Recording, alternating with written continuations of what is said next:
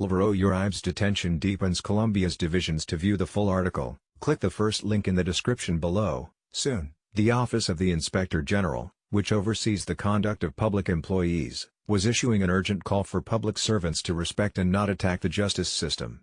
Colombians, the office said, must stop the aggression and the extreme polarization that could bring new scenes of violence. To the crisis created by the pandemic of COVID-19, we cannot add a pandemic of hate that clouds the future, threatens democracy and submerges us in a new night of pain. At a crowded pro-Uribe gathering in Medelln following the decision, a throng of cars cloaked in Colombian flags lined a major downtown avenue. And protesters said they were outraged that their hero had been detained while, under the terms of the 2016 peace deal, thousands of former guerrilla fighters have gone free. Santiago Vsquez, 23, called Mr. Uribe the best president Colombia has ever had, describing him as the man who crippled the country's largest rebel group, known as the FARC. He feared the former president's detention would strengthen the left, ushering in the old days of violence. Uribe. Amigo. Colombia is with you. Mr. Uribe's allies shouted. Hundreds of miles away, in the capital of Bogot, Colombians leaned out of homes across the city, banging pots in frenzied celebration.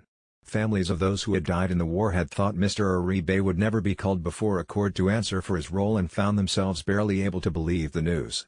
"I pray that he pays for all the pain," said Lucero Carmona Martnez, 61, who said her son Omar, 26, was killed by security forces at a time when Mr. Uribe was president and the military, under pressure to increase the body count in combat, was killing civilians along with rebel fighters.